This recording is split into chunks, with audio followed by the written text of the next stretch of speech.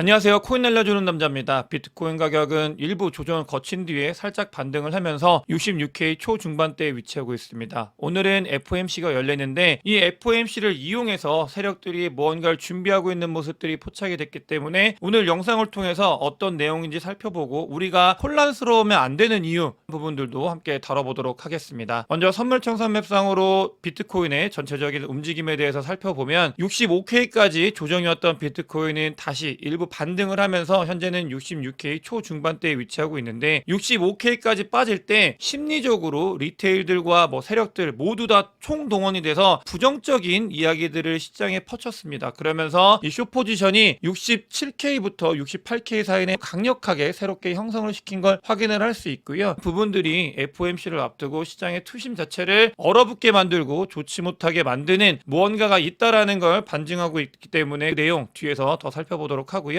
보시게 되면 어제 영상에서도 말씀을 드렸습니다. 70K까지 올라왔을 때 코인베이스에서 2조 원이 넘는 매도벽이 형성이 되고 선물에서도 숏포지션이 굉장히 강력하게 새롭게 구축이 되고 누군가는 특정 세력은 비트코인 가격이 70K를 넘어서 신고점으로 가는 게 굉장히 아직은 불편한 세력들이 존재한다라는 걸 지표를 통해서 우리는 확인을 할 수 있었습니다. 이 세력들은 FOMC를 가지고 조금 더 시장을 요리를 해서 본인들한테 유리한 방향으로 흘러가게 만들려고 하고 있는데 내용에 대해서 살펴보도록 하겠습니다. FOMC를 앞두고 글로벌로 또 좋지 못한 모습을 보이고 있는 게 한 가지 있습니다. 헤즈볼라를 공격한다는 명분으로 이스라엘이 레바논의 수도에 미사일을 쐈습니다. 근데 이스라엘이 이야기하는 건 타국의 수도에 미사일을 쏴놓고 자기들은 전쟁을 할 의도가 없다 이야기를 하는 게 무슨 말인지는 사실 잘 모르겠는데 어찌됐든 간에 지정학적 리스크가 더 고조가 되고 있다. 부분들이 전체적으로 코인 시장뿐만이 아니라 전체 자산 시장에도 부정적인 영향을 미칠 수 있기 때문에 이걸 인지를 해야 될 것 같고요. 이거는 심리적으로 굉장히 좋지 못하게 투심을 얼게 만드는 부분이기 때문에 우리가 알고 가야 되는 거 하나가 있고 또 보시게 되면 FOMC를 앞두고 갑자기 미국 정부에서 물량을 내부 지갑으로 코인베이스 커스터디로 옮겼다라고 말씀을 드렸는데 계약을 맺었고 내 부분이 실제로 확인이 됐고 3만 개 중에 만 개를 쪼개서 옮겨둔 걸 확인을 했고요. 또 나머지 만 개는 아직 어디로 갔는지에 대해서 명확하게 확인이 되지 않고 있습니다. 이 부분 미국 정부의 지갑이 움직이는 것들은 시장에 어찌됐든 간에 부정적으로 계속해서 영향을 주고 있습니다. 요즘 세상이 텔레그램, 트위터, 유튜브까지도 너무나 많이 발달이 되고 움직임들을 트래킹을 하면서 세상의 전파 속도가 엄청나게 빠르기 때문에 단지 이 이동만으로도 투심을 굉장히 좋지 못하게 만들 수 있는 것들을 세력들은 적극적으로 활용을 하고 있는 상태다라는 걸 알아야 되고요. 또 마운트 곡스 같은 경우도 동일합니다.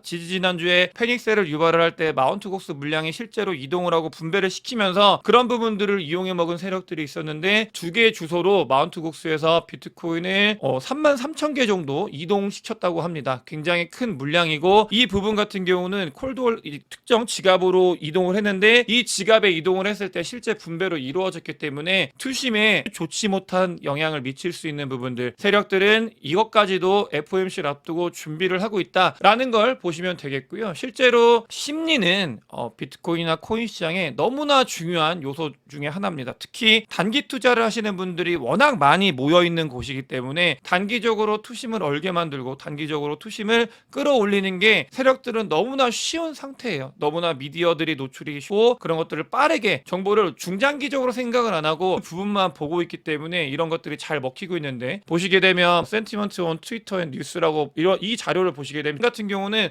비트코인이 지난주에 완전 패닉셀이 일어났을 때에 비해서 그러니까 7일 평균이거든요. 보시게 되면 긍정적인 방향으로 돌아선 걸 확인을 할 수 있습니다. 이게 네거티브일 때 매수를 하면은 굉장히 좋았다. 성과가 좋았다라는 걸 과거 데이터를 통해서 우리는 확인을 하지만 이 데이터를 아무리 알고 있다고 하더라도 안에 플레이를 하게 되면 여러분들도 느끼시겠지만 매수를 한다라는 게 굉장히 어려워지게 세력들은 극단적으로 절벽 끝으로 밀어버린다라는 걸 잘 아실 거예요. 근데 지금은 투심이 조금 플러스가 된 상황이다. 이런 것들이 있는데 이게 중요한 게 아닙니다. 단기적인 건 코인 시장은 7일 평균도 너무 길어요. 단기 투자를 하시는 분들이 워낙 많기 때문에 그냥 데일리로 봐야 됩니다. 데일리로 볼 때는 지금 56K까지 반등을 했지만 이 투심이 안 좋아진 걸 보시게 되면은 거의 50K대 있던 투심 안 좋아진 때와 비슷한 상태로 네거티브한 투심 상태가 이어지고 있습니다. 이 말은 세력들은 아까 말씀드린 것처럼 너무나 쉽게 하루하루 사람들의 심리를 위로 올렸다가 밑으로 떨어뜨렸다가 지옥으로 보냈다가 천국으로 보냈다가 하는 게 너무나 쉬워졌어요. 세상 자체가. 오히려 세력들은 훨씬 더 쉽게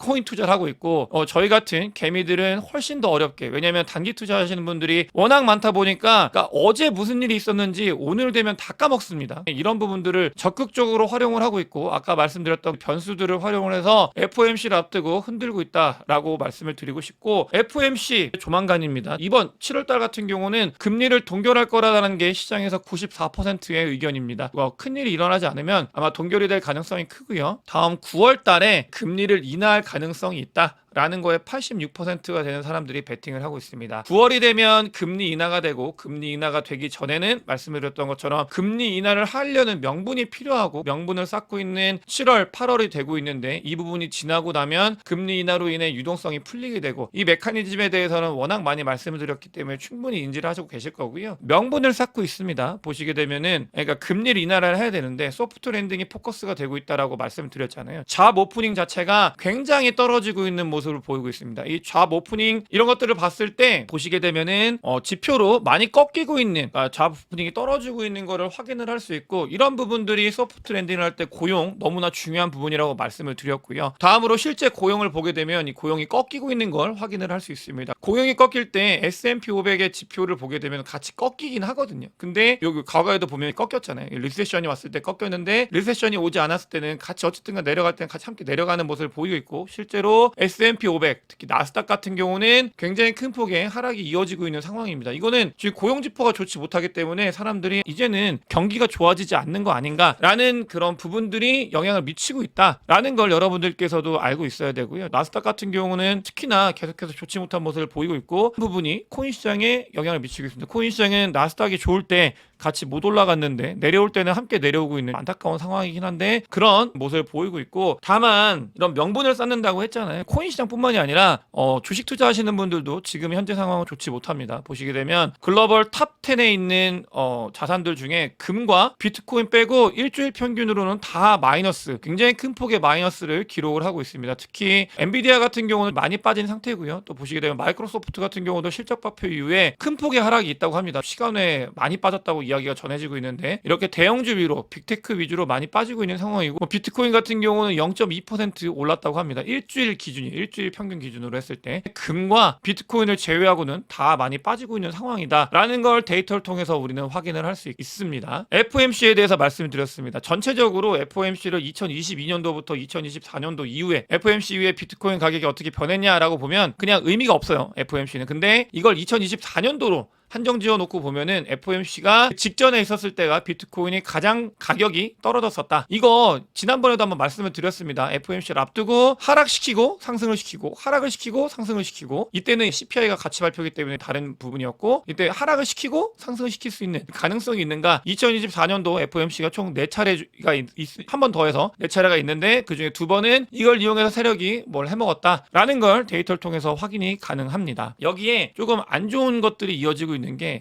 친암호화폐 대통령이라고 선언을 했던 트럼프와 지금 다른 대선 후보인 해리스 후보 간의 지지율 격차가 많이 줄어들고 있습니다. 민주당이 될 수 있는 가능성이 점점 늘어나고 있고, 미 대선이 누가 될지를 잘 맞추시는 분이 해리스가 된다라는 이야기도 하면서 미국 민주당이 점점 올라오고 있는 상황이에요. 이런 부분들이 코인 시장에는 조금 악재로 소화를 하고 있는 그런 상황입니다. 이 부분도 분명히 코인 시장에 잠깐 좋지 못할 때 영향을 주고 있다는 것들도 여러분들께서 같이 아셔야 되고요. 중요한 부분입니다. 비트코인 말고 이더리움 현물 ETF, 비트코인 현물 ETF와 유사한 형태를 띠고 있고, 그 부분들이 다 소화가 되게 되면 이더리움 현물 ETF발 이더리움과 알트코인이 상승이 있을 거고, 지금은 여러분들 알트코인의 하락 부분들, 알트코인이 왜 올라가지 않느냐 이걸 볼 때가 아닙니다. 비트코인이 전고 전고점을 넘는 게 가장 중요하고요. 비트코인이 전고점을 넘는 게 알트코인에도 너무나 무조건 중요한 일이기 때문에 비트코인만 보셔야 돼요. 비트코인이 전고점을 넘는다, 넘어야만 한다, 이런 것들만 보셔야 되는 시기고, 뒤에 이 이더리움 현물 ETF를 통해서 점점 이 알트코인에 돈이 몰릴 수 있는 가능성이 있고, 유출은 계속해서 쭉쭉쭉 많이 늘어나고 있는 상태다. GBTC 그레이스케일의 이더리움이 많이 유출이 되고 있는 상태다라는 걸 보시면 되겠고, 단기적으로 비트코인 가격이 70K까지 회복을 했다가 다시 내려왔는데 변동성이 심해지고 있는 이유는 유동성이 공급은 되고 있는데 많이 공급이 되고 있지 않기 때문입니다. 글로벌 유동성이 계속해서 팽창을 해야 중장기적으로, 말씀드리는 거는 올라갔다 내려가는 게 아니라 쭉쭉쭉 올라갈 수 있는 모멘텀은 유동성과 굉장히 연관이 있는데, TGA 자금, 오랜만에 여러분들께 가져왔는데, 이 TGA 자금이 계속해서 연준에 쌓이고 있습니다. 쌓이고 있다는 말은 유동성을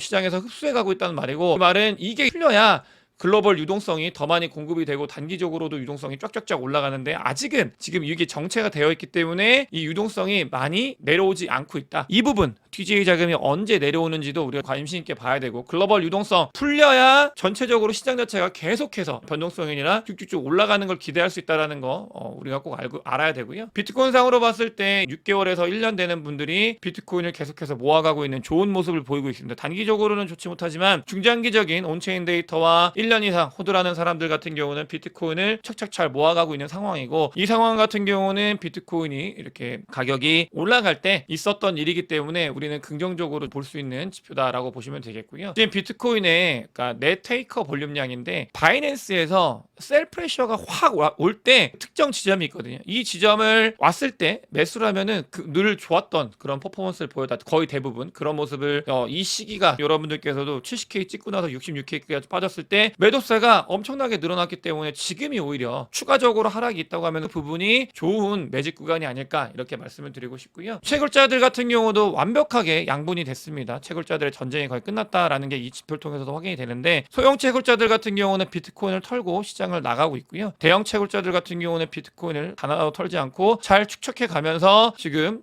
채굴 전쟁을 마무리해 가고 있는 모습을 보이고 있습니다. 이것도 끝나고 나면은 분명히 어떤 퍼포먼스를 보일 거기 때문에 관심 있게 봐야 되는 중요한 지표라고 볼 수 있고요. 주봉으로 봤을 때 비트코인은 굉장히 좋은 퍼포먼스를 보이고 좋은 모습을 보일 수 있는 가능성이 있다라는 거를 데이터를 분석하시는 분들이 이야기를 하고 있습니다. 단기적으로 FOMC 때문에 변동성이 흔들리더라도 우리가 가야 되는 중장기적인 방향에 대해서는 아직 꺾이지 않고 잘 가고 있는 모습을 보이고 있다. 이런 것들을 우리가 알아야 되겠고, 금리 인하가 되면 개인적으로 조금 걱정되는 게, 한국 부동산이 지금도 막 들끓고 있습니다. 전고점을 다 뛰어넘고 있고 쭉쭉쭉 올라가고 있는데, 그러니까 걱정은 되죠. 나라의 입장으로 걱정이 되는데, 그러면서도 코인 시장 입장으로는 부동산이 뜨거워지면 결국 잉여 자금이 생기게 되고 뭔가 자산이 올라가게 되면 사람들이 씀씀이가 커지게 됩니다. 어찌됐든 간에 부동산에 돈이 묶여가지고 못 쓰는 거 절대적인 건 있긴 하지만 심리적으로 어쨌든 간 돈을 쓰거든요. 그런 부분들이 이제 코인 시장에 심리적인 부분에 영향을 많이 주기 때문에 조금 돈이 들어왔으면 좋겠다는 생각이 들고 있고, 미국 같은 경우도 경기 침체 이야기를 하고 있는데, 미국 주택 가격이 전년 대비 6.8% 상승을 해서 사상 최고치를 경신을 하고 있습니다. 매크로 지표가 계속 혼동이 되고 있는데,